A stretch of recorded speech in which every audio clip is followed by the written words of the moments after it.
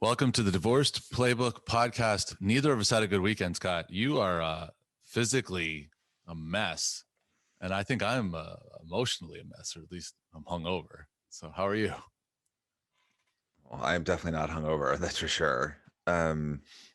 Yeah, well, I think your story is way better than my story in terms of me being physically a mess and you being probably emotionally and mentally a mess, possibly hungover Yes, a little bit.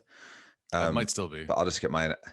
Yeah, so I'm actually dealing with, unfortunately, like I have a herniated disc in my back that is pushing up against several nerves, and it's been really, if anyone's been watching, you might have seen in the last episode I was really close to Yeah. the computer and probably not that comfortable, but still trying to keep my positivity flowing.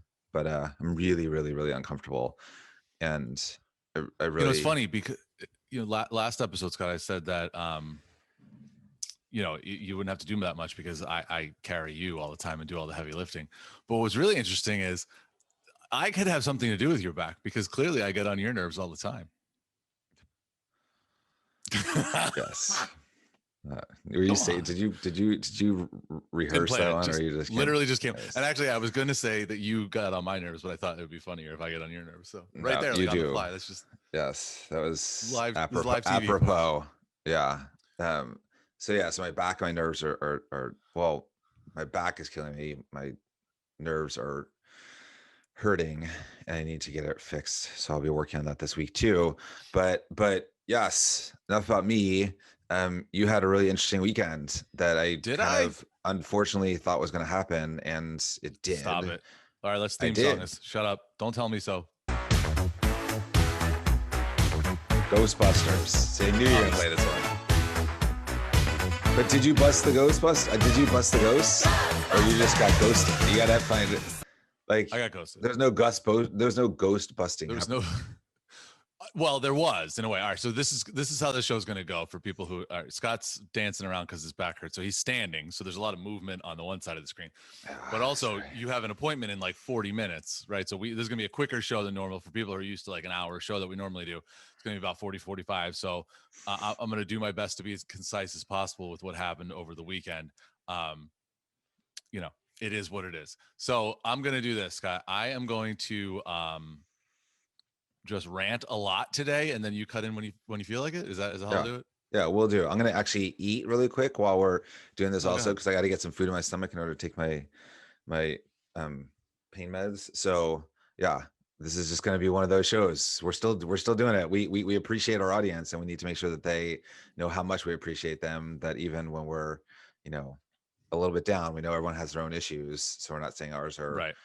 bigger or smaller or worse or better. Oh no, but We yours are we we probably we, we worse. plow I'll say through. that for you because you're obviously in like significant pain and might need whatever. Anyway, for me, I'm like the butt of all jokes. I mean, I'm. It's almost hilarious at this point how let's just say the word gullible I am. It's got to be I, gullible. There's no other I don't way. know that I don't know it's gullible. I think I would say in this case, and we'll, this is obviously going to be the lead in to this, that you were extremely hopefully optimistic. I don't know it's All right. gullible. Let's just say this: the theme of the show, the title of this episode, for people who may be new, because we keep getting new listeners all the time, and an interesting show for you to hop in on if this is your first. Thanks a lot, people. The title of this show is "I Drove 3 States to Get Ghosted." Top that, folks. Okay, because I've had some really good ghost stories, and we've asked you, and we'll say it right now. Let's go on to our Instagram, and you can send us direct messages on Facebook. You can message us as well at Divorced Playbook. I have been asking for months for people to give us your best ghost stories, and no one has come close to my previous best until now, and it happened again to me. But I want to tease.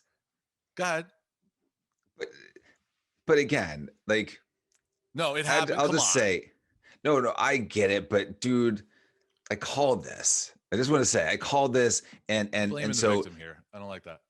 I'm not blaming the victim. I did not blame the victim. I called this. I was afraid that this was going to happen. I'm not. I feel All badly that right, you did all this, but before you tell me that you're afraid that it was going to happen, we need to let people know what happened. Okay, go for it. Because there are some people who have no idea what we're talking about and just heard, Yes. Ray Pruitt Jr. Yes. stealing somebody else's thing, and now Nope. was All it Ray right. Pruitt? Was that who it was? Nope. No, Just go Ray into it. Parker. Ray Pruitt was like a football player. Ray Parker Jr. So Ray I'm all over Pruitt the place. was like the football player in like the Ace Ventura. No.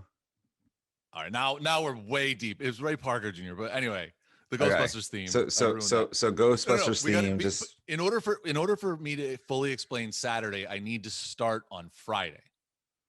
Okay, because okay. that's important. Just dive in. All right. For the last 2 episodes, we have been discussing red flags quite a bit, and if there are varying shades of red. You've gotten a lot of people, and we've had a lot of people on Facebook who basically said red flag, red flag, red flag, red flag, and I get it. Thanks, people. I get it. Red flag. But I believe there are, and some of the people who I've heard from believe there are different shades of red. That a red flag of circumstance is different than a red flag of just being a flake or being a bad person or whatever. So I wanted to give a woman the benefit of the doubt because she canceled on me the first time because she was sick. She canceled on me the second time because she could not get a babysitter. And then we had planned on hanging out a third time. We texted back and forth quite a bit, blah, blah, blah, blah, blah. We had made plans for this past Friday. Now we knew we were getting weather. You can't smile and chew at the same time because then nobody can see you because I'm just doing it right on me. So do you want me to switch to we'll switch to the grid view so people can see, there you go. There's your smiling full stupid face. I mean, keep going. I can't help but right. smile. It's funny. Okay. So Friday, I was supposed to hang out with this woman, but the weather was bad up here. It had snowed Thursday, snowed Friday. Kids were off school. So, and it was continuing to snow until the evening and icy weather. So like, it was obvious we're not going to get together. She lives, almost an hour from me. We're not going to get together, but we were going to do a video call. I would say probably around 5:00. We stopped texting. We were texting throughout the day, and she had to clean up from when her kids got picked up and her house was a mess. She was very tired. Okay. So I sent a note, 8:00 question mark. Don't hear back for a while. 8:00 comes around. I'm like, she probably fell asleep. This is what's going to happen. And you're going to come on and you're going to be like, red flag, red flag. She fell. And I was upset because I'm like, so I sent, I would think like a relatively strongly worded text. Let me see if I can call this up real quick. I was pretty much like, this is BS. I said, this was Friday night. I said 8:00, or did you fall into a mess in your basement and can't get out? Then a couple minutes later, I said, maybe you did fall in. Then I said, I'm not going crazy, am I? We did plan a video call tonight, right? So I'm like, an hour and a half goes by. It's 9:30. I said, I hope nothing happened to you. You don't strike me as someone who would just blow me off. So I guess I'm a bit concerned and a little frustrated because I've been sitting here all night and candidly told other people I couldn't hang out because talking to you is more important to me. To me, there's the gauntlet. Now I'm pushing back. Now I'm like, you know what? Like, my time is valuable too. And I feel like I've given this woman every benefit of every possible doubt. She's really nice. She's got a lot of shit going on. And I was trying to be respectful of that. Listening to you, Scott, saying that it was a red flag, I was. Okay. I mean, she's been a red flag since, for a week now, and you're still more than that. Trying to I feel like it's almost been a challenge for you to try and turn this whatever shade of red you thought this was into a green flag or something. And right. none of this is surprising to me. Like she's not ready, or she's not that into you. Whatever it is. Right.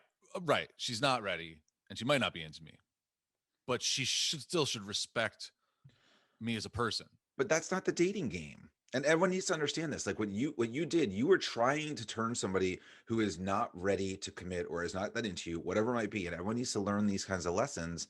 This has been going on multiple times. We got lots of comments on this, on social media about most of the people said 2 times for just a video call or whatever it is. Like, it's a red flag to not communicate that, to really have something set up and not communicate that the 3rd time, dude. I know.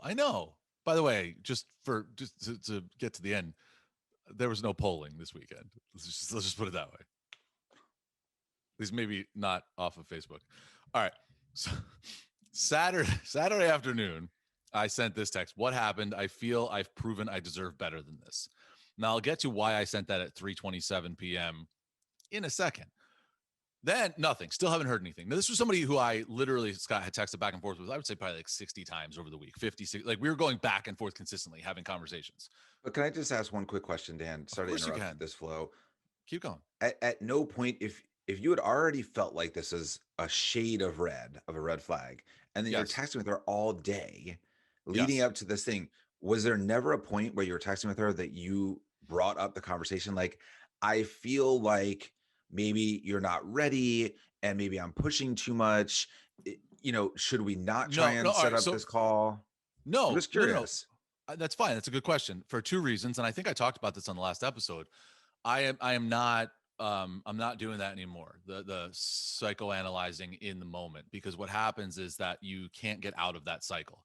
And that's happened to me on smaller scales a little bit, where it's like, what are we? Where are we? What is the? And I'm not doing that, because when you do that, you can't go back to a normal conversation. And we very quickly and very like smoothly went back to just talking about our families and our kids and all the shit going on. I know she had a lot going on, and I thought I was being patient.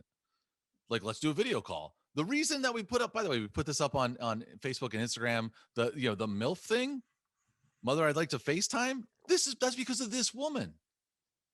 That's her. Be lucky Okay. with what you get. And I was trying to be lucky with what I got. Anyway, Which was my thought, Scott, is if she would have even texted me on Friday and been like, look, something came up again. I know I'm screwing you over. I'm not ready for this. I would be like, I get it. And it's I clear. And agree. that's okay. So that's what all I'm saying is not shifting the conversation. It's like, I why couldn't she I have just didn't said bring something like that?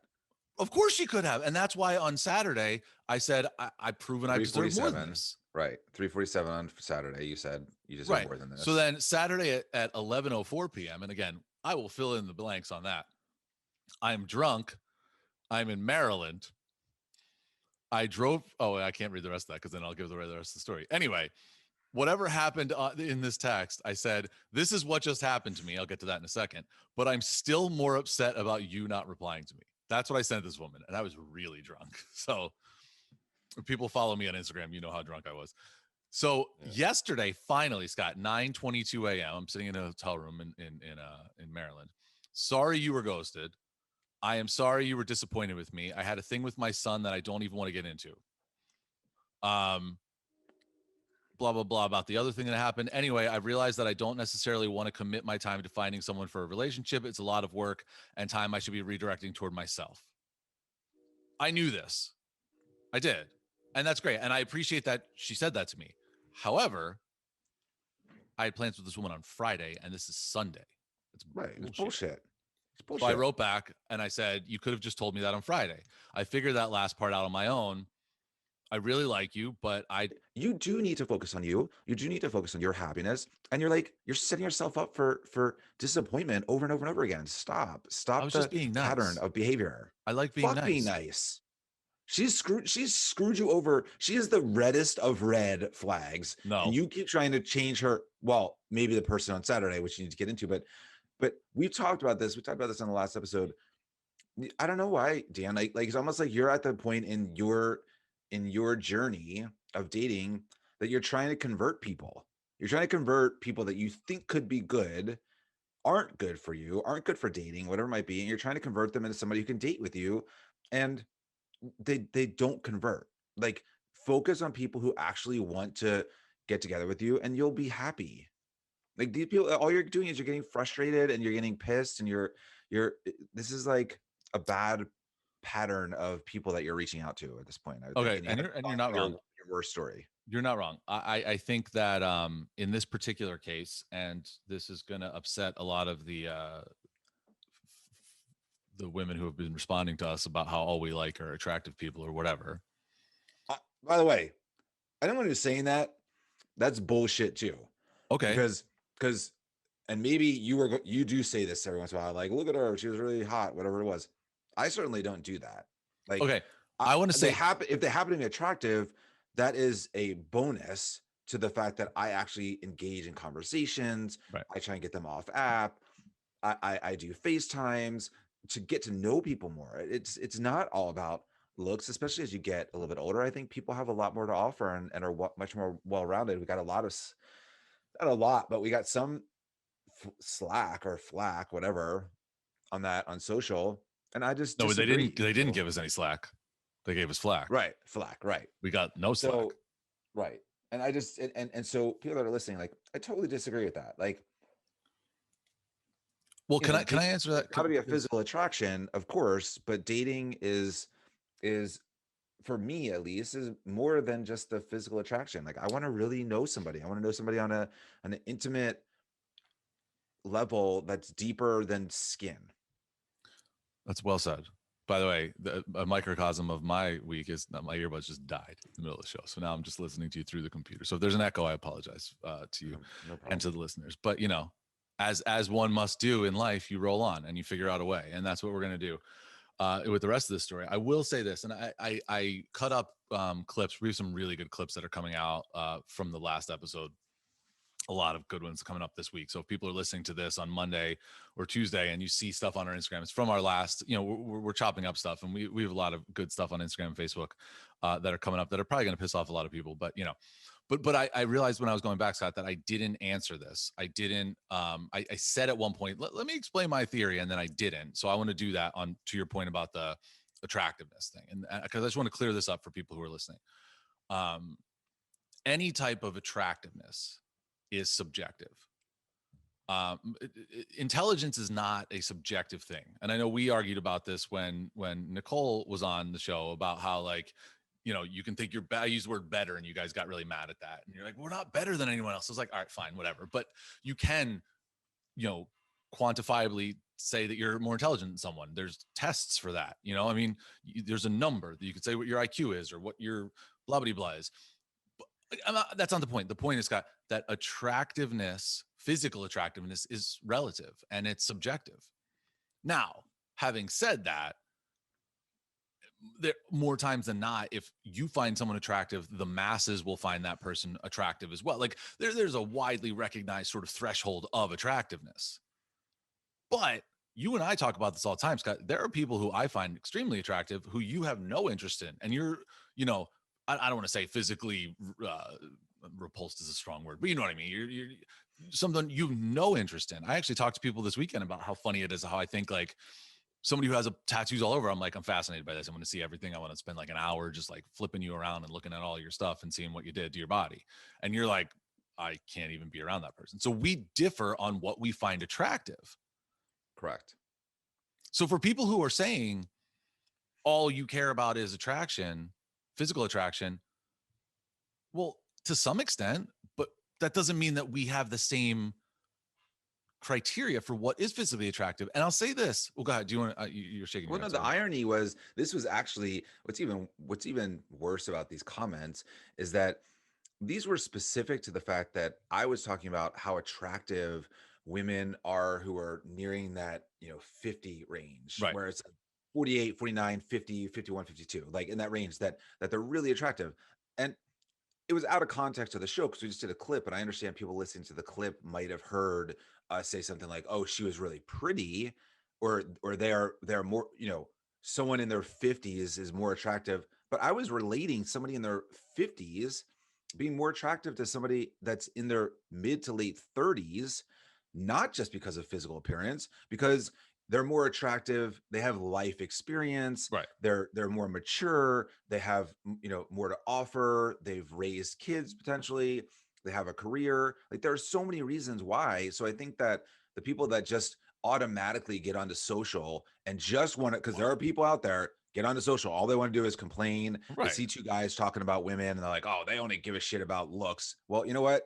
You're wrong. We don't only give a shit about looks. We actually care about people. You might care about looks a little bit more than I do, but to your point, You mean me, not the person. Now you're speaking to me directly. You, Dan. Okay. Dan might care about looks a little bit more than I do at this point in the journey. But all I'm saying is that that's just not accurate. That going through this process and having been out there as long as I have, that I'm looking for something much fuller. Look. Pretty I believe that you believe that. I do. And I'm not, I don't want to turn this thing about, like, I think you're not telling the truth and you're not being forthright, because you're just saying what everyone else says. And what everyone else says is that, like, you're looking for the total package. It's written in my profile. No. Scott, that doesn't mean anything. Come on. Of course it does. We talk people about write shit in their profiles that they don't mean because they're trying to attract people. I don't want to fight with you about this because we agree, but I want to say this, and this is the point. This is the larger point when people ask me, and this is going to connect to the red flag. This woman for sure forever shall be named the red flag, which is hilarious. Okay, and this happens to me quite a bit. I match with a lot of people. I read everyone's profile before I match with them, and I look to see if there's commonality. I look to see if there's interest. There's a lot of factors that I look at before I match with someone. Sometimes they just have a bunch of pictures, and I'm like, this woman's hot.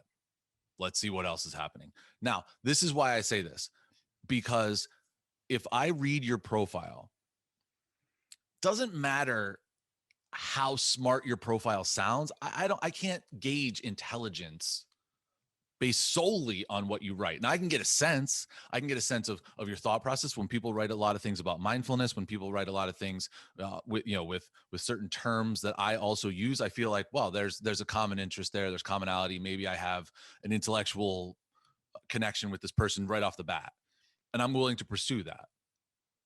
But it's harder to read someone's bio and gauge how smart they are. It's not as difficult to look at someone's pictures and decide if they're attractive to you physically or not. That's an easy thing to do. Now, Snapchat filters, I've gotten burned a bunch of times. There's clever lighting, there's filters, there's all sorts of ways to trick people. High angle, hello, here are my breasts or whatever. There's lots of ways to trick people into thinking you're more attractive than you are in person. But by and large, it's easier to find attraction. So I'm Scott, I'm willing to take the chance that the woman I find physically attractive is also intellectually attractive or spiritually attractive or whatever, because that person to me already checked one box. So let's see if they check the others. But if I don't find the person physically attractive, unless they're like a perfect match for me intellectually or spiritually, what am I doing? What's the point of that? So I don't feel like I have to apologize for matching with people I'm attracted to. There are 4 tenets of attraction. And if I see right off the bat that one of them is not getting crossed off, why would I match with them? I understand, Dan.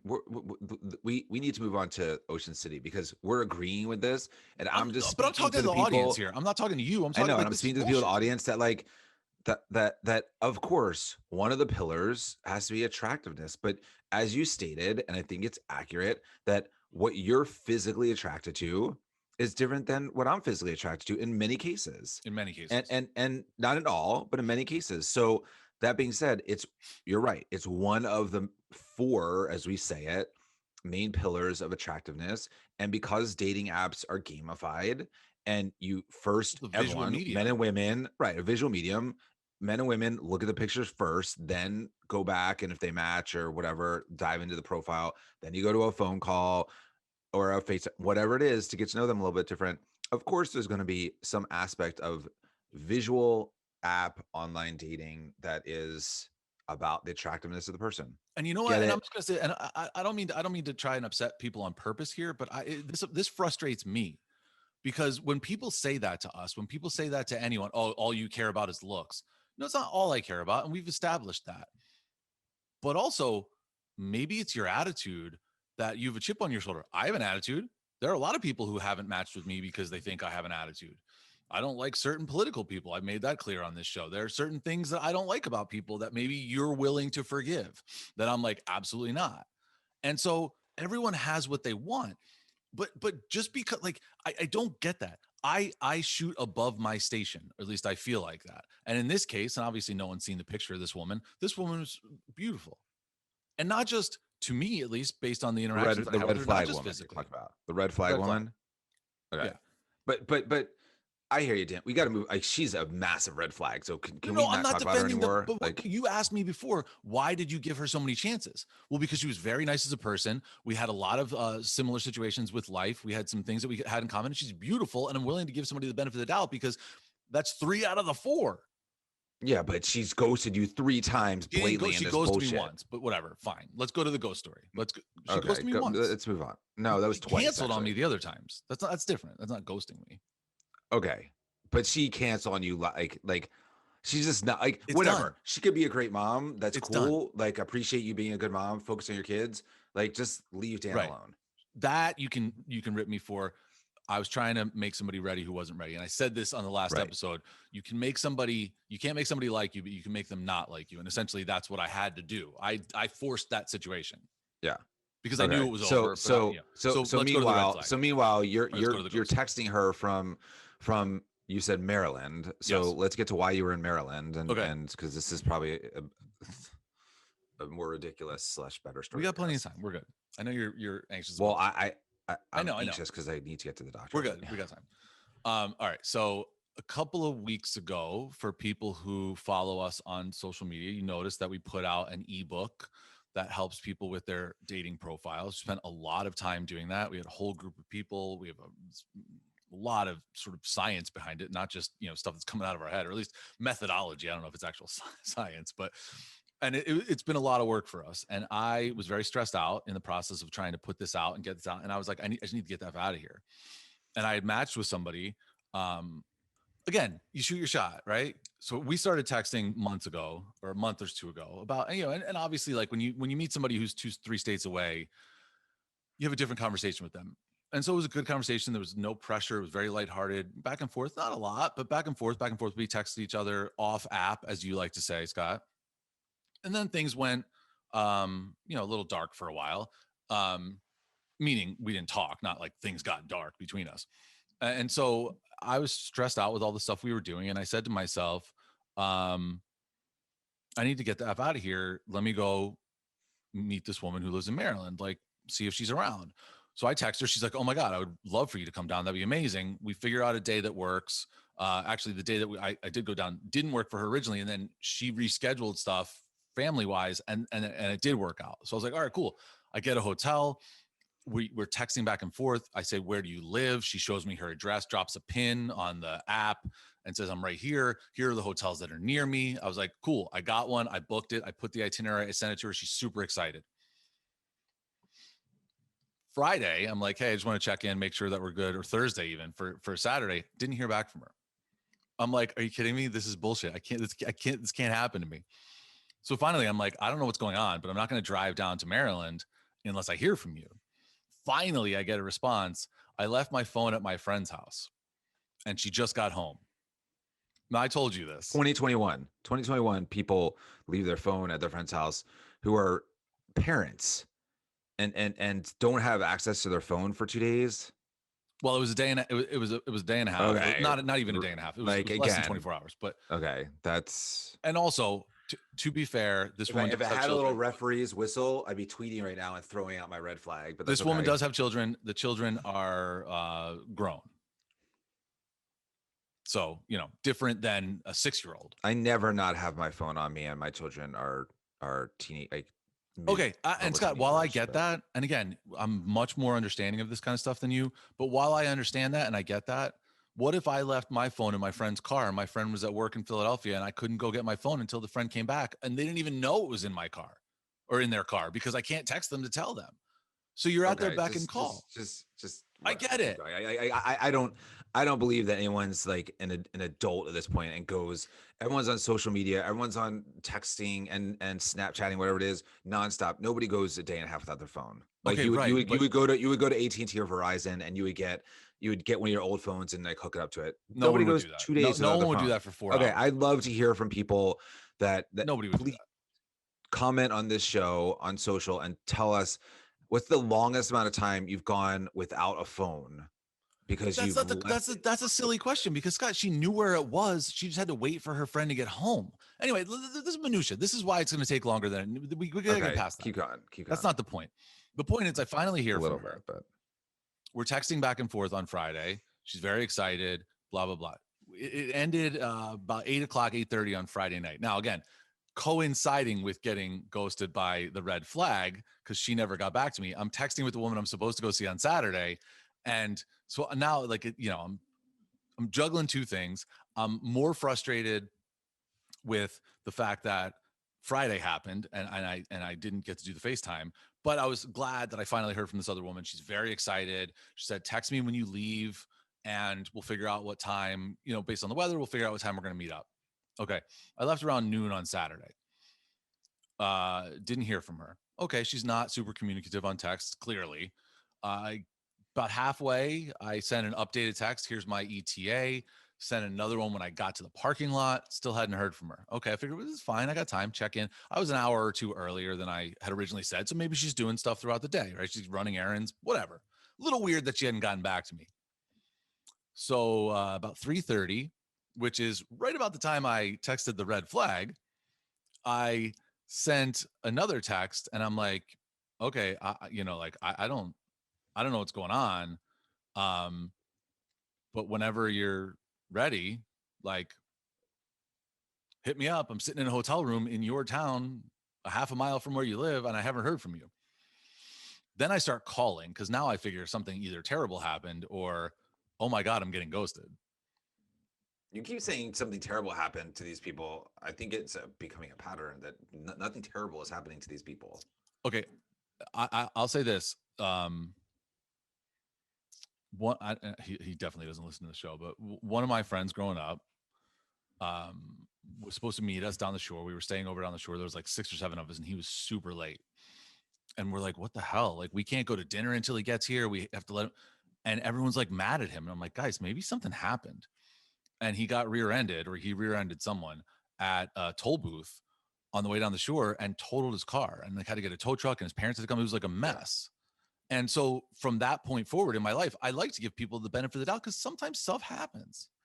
I totally agree with you. And we did this as a post. You never know what anyone else got going on. And so I wholeheartedly am behind that. I'm just saying this is kind of funny that you just said the same thing the next day about a woman that you said about the blatant red flag woman that maybe something happened to her. So I'm just saying there was 2 people in a row that you're kind of going after potential ghostable red flag type hold people. on. Okay, so two different situations. One is someone I'm trying to actually like date and maybe have like some sort of relationship with, and one is I'm stressed out and I need to get out of here. And I thought, where can I go that's a close enough place to drive? I don't have to get on a plane, but far enough away where like if you text me, you're like, hey, I need this done. I'd be like, I don't have a computer. Like I just needed a couple of days or a day to shut my brain off. I'm not blaming you. I'm just saying like this was a perfect. This was the equivalent to the woman in Brooklyn who I was trying to go and hang out with on New Year's Eve. Remember that, where I was like, I just need to get out of here. That didn't happen. Yeah. This was the next opportunity. So I don't care if she's super communicative. We were supposed to hang out one night. Now I was very clear about like my expectations. Like I said, you can stay with me in the hotel. You don't have to. I was like, if you want to like bring me back to your apartment and like tie me up, that's cool. But I got to be back in New Jersey by Tuesday. That's an actual text that I sent. So I'm trying to be direct about this. And I thought maybe that scared her off, but then it didn't. She was like, she was cool. Like we were good. Anyway, so what time did I say? Where did I leave it? That was you're in the hotel at 3:30, 3:52. I called twice. Yeah. I'm not sure what's going on. Then I decide, fuck this. I'm going on Tinder, right? I'm developing a plan B. So I go on Tinder. I start trying to match with people. I match with a couple of people. Actually, this is a little creepy, but like I matched with a 23-year-old. I'm 43. So, I didn't hang out with her. But it's creepy for so many reasons. But I did go on Hinge. She's a single mom, whatever. I did go on Hinge. At 23, she's a single mom? Yeah, whatever, man. It's one day. But on Hinge, you can send a note. So I was very upfront and I sent a note to about 4 people who were in the area. And I'm like, hey, I drove down here to hang out with a woman and she ghosted me. And now I'm stuck in a hotel room on the beach and I have no plans. What are you doing? And a woman matched with me and wrote me back. And she's like, I'm going out for a drink. Do you want to go? And I'm like, yeah, I'm not doing anything. And so she reshuffled her plans and met me at a bar near my hotel. Like this woman's a savior, right? She like saved my entire night. She was really nice. She just moved down there a couple months ago. So she doesn't have like a ton of friends. And by the time I got to the bar, she was there. We hung out. We had like 3 drinks. I started to get pretty drunk. And I was pretty clear. She said she called her mom on the way. And her mom was like, what are you doing? Are you insane? And she's like, no, the guy seems really nice. Like he had a tough time. Like I have nothing else going on. And she's like, the mom was basically like, are you going to like stay over with this guy? And she's like, I don't know. We'll see how it goes. And she told me that, like, let's just see how it goes. And I was like 50-50. She was really nice. She was attractive. Not exactly my, like I wouldn't have driven three hours to hang out with this woman. She's awesome. And I could actually see myself like being friendly with her like texting and stuff because she was really nice, but like I'm not going to drive 3 hours to hang out with her. And I got the sense that she felt the same way about me, but opportunity strikes. So I thought like, all right, let's get drunk and maybe she'll come back to my hotel with me. Turns out she didn't. I went to the bathroom and she had called an Uber and she's like, I'm going to go. I was like, are you sure? We can hang out. Probably for the best. And I said like, thank you so much. You saved my, like, I wasn't upset, whatever. Then I was going to go back to my hotel and I'm like, it's 9:30. Where am I going to go? So the bartender heard my story. Now she's buying me drinks. Other people in the bar are coming over. Not like everyone's talking to me. The bar's open till 2. Everyone's talking to me and feels sorry for me or whatever. And I'm just sitting there getting drunker and drunker and then texting people and putting things on Instagram. So if people follow me on Instagram, this is I follow you on Instagram. What? I follow you on Instagram, and I was seeing my, these texts, and these were very concerning to me. Or well, so does my child. So, whoops. All it said was I drove 3 hours to get to meet a woman, and she goes to me, and now I'm super drunk. Top that, fuckers. That's all I wrote. It wasn't that bad. It's not like, but I actually, when I was talking to the woman who on Hinge, I did say to her, in the past, I would have really spiraled down on this, and I would have really made this about me, and really like gotten dark and in a hole and been in a hotel room on the 14th floor with a balcony, and that would have been concerning to me. But it wasn't, because I knew this wasn't me. I was a good person. I trusted people. I'm having an adventure. Let's see where it goes. And that's what happened. Well, I decided I didn't love that part because I didn't know that. So just for the record, for you and you know, when we talk about stuff like this, like just historically, I had a very, very tough time with you that night, and you were drinking and you were agitated, obviously, understandably so. Yeah. And I was extremely worried. All right. Well, I appreciate that. I was good. And it was important for me to get through a day like that. And I was good. Anyway, so I sit at the bar. I'm in the corner of the bar. And then I swear to you. So, you know, this woman who I matched with thought I was going to leave. She had told me before that her Uber driver was like hitting on her on the way to the bar. And I was like, did I almost get cock blocked by an Uber driver? And she's like, yeah, but well, these 27-year-old people come over and they're talking to me and I'm really drunk at this point. And then who walks into the bar? The woman from Hinge with another guy. She came back to the same bar with another dude. And I'm like, oh my God, I didn't go over and talk to her, but I texted her. I'm like, oh my God, you came back here? I'm still here and I'm drunk. And I think she either didn't get it or ignored me. And I was like, this is amazing. So was it the Uber driver? I texted her in the morning. I was like, please tell me that was the Uber driver. And she's like, no, that would be a great story, but it's just a friend. And I was like, I didn't care. Like, whatever. She owed me nothing. She gave me a night out and I appreciated it. And in retrospect, I think it was the right decision not to like bring somebody back to my hotel room and try to force something that wouldn't happen. I've done that in the past and it has not worked. It just made things worse. Yeah. So I was glad at how this went, but I did say, and this is going to get me in a lot of trouble. And this is how we're going to almost end the show. So this will be fun. At 1:21 a.m. This is at 2:05 a.m. I'm walking back from the bar, stumbling back. I am as drunk as I've been in 10 years probably. And I wrote, this is to the woman who I drove down to try and meet. My wife agreed to marriage counseling, even though she had no intention of ever getting back together with me. And this is still somehow worse than that. By the way, she still hasn't written me back. So now I don't even know to end the story. Did you expect that she was going to write you back after she clearly blatantly ghosted you, and then you drunk texted her? How many times? How many texts did you send her? I only drunk texted her 4 times. Actually, I did call and I left a voicemail because I figured like maybe something happened with her. And then the next time after I left the voicemail, it stopped ringing and went right to voicemail. So clearly at that point, either her phone died and she's in a river somewhere, or you know, she blocked me. I'm thinking now that I didn't get ghosted, I'm thinking I might have gotten catfished, that she may never have existed. And whoever was texting with me could have taken pictures of like, because she has only a few pictures on her Instagram. The pictures on her profile are good, but like I asked one day, I was like, send me another picture, just like joking around. She didn't. We've never talked on the phone. It was just via text. I'm wondering if maybe I got catfished. It's a weird thing to catfish someone, but I'm thinking that maybe that was more likely. And there's my story. That was my weekend. How are you? I'm in more pain after listening to that story than I was when I started. It was a fun experience. I got to meet Look, some really cool. The bartender was awesome. I got to hang out with her and like the other people at the bar. As I always say, a bad date can always be a good story. This was not a bad date. This was a disaster. yeah, But I'm kind of glad it happened. yeah. Well, look, I have more than a minute's worth of stuff to say about this, but unfortunately, we're going to end it fairly quickly here and let the audience really send us notes on this thing.